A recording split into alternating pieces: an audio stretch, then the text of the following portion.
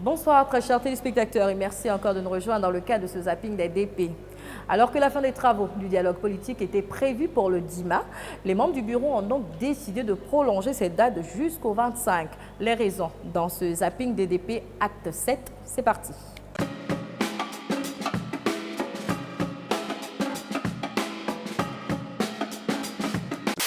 Alors que la Coupe d'Afrique des Nations de moins de 17 ans arrive à grands pas et que le stade d'Angoundjé doit libérer, les travaux du dialogue politique se poursuivent. Et par rapport à l'espace, c'est un problème d'aménagement et d'organisation, tout simplement.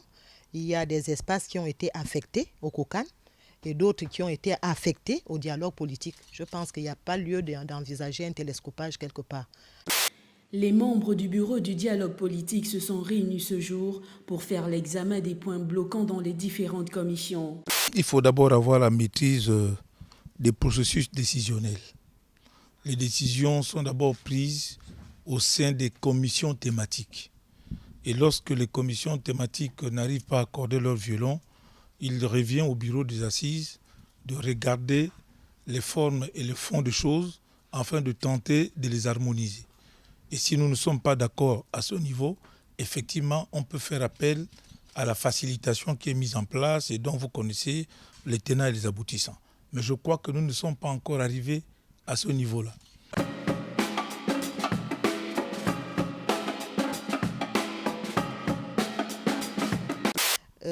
La date du 25 reste la date butoir.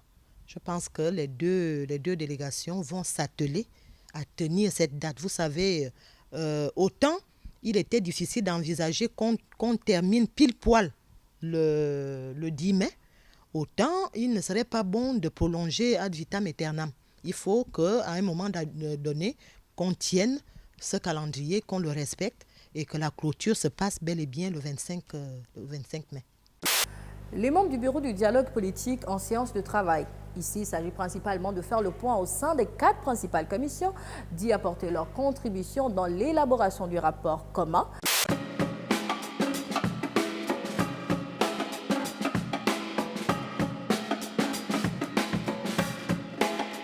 Donc nous passons en revue les points de divergence relevés au niveau de la commission 3 et au niveau de la commission 4 pour essayer justement donc de trouver ces voies d'accordise qui amèneraient les deux commissions à pouvoir trouver un consensus fort. Mais je dois vous avouer qu'il n'y en a pas de nombreux, il y en a quelques-uns. Et nous pensons pouvoir terminer aujourd'hui avec la commission 3 et 4, car il nous reste encore quelques points de divergence à examiner pour ce qui est de la commission numéro 2 sur les réformes électorales.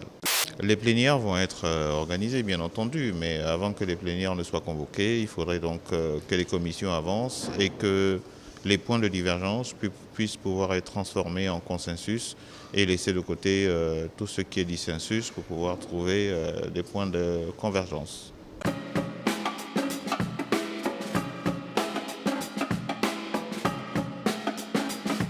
Ayant bouclé leurs travaux, les membres de la commission 3 qui traite de la modernisation de la vie publique se sont attelés ce jour au point relatif à l'évaluation des agents de l'État et l'élaboration du cahier de charges de chaque corps de métier de la fonction publique.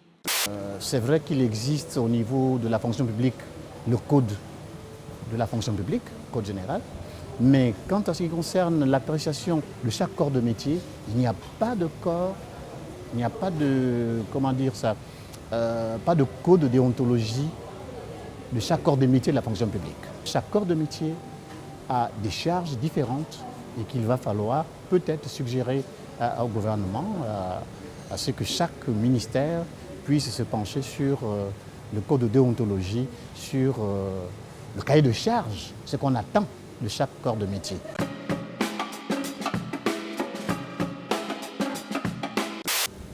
Ça a été traité dans une ambiance de, je dirais même de fraternité, pourquoi pas. Nous sommes entre Gabonais. Et comme je l'ai dit aussi en d'autres circonstances, tous les Gabonais qui ont accepté de venir à ce dialogue politique voulaient avancer. Parce que quand on ne veut pas avancer, quand on ne veut pas construire ou reconstruire dans certains cas, on ne se met pas ensemble.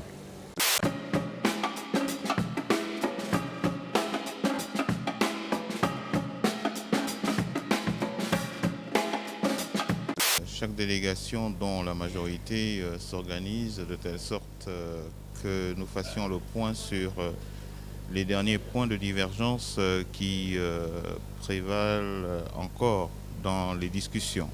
Nous pouvons être optimistes car nous avons observé que des avancées significatives ont été notées et que nous pourrions nous réjouir d'une issue honorable au sortir de ce dialogue.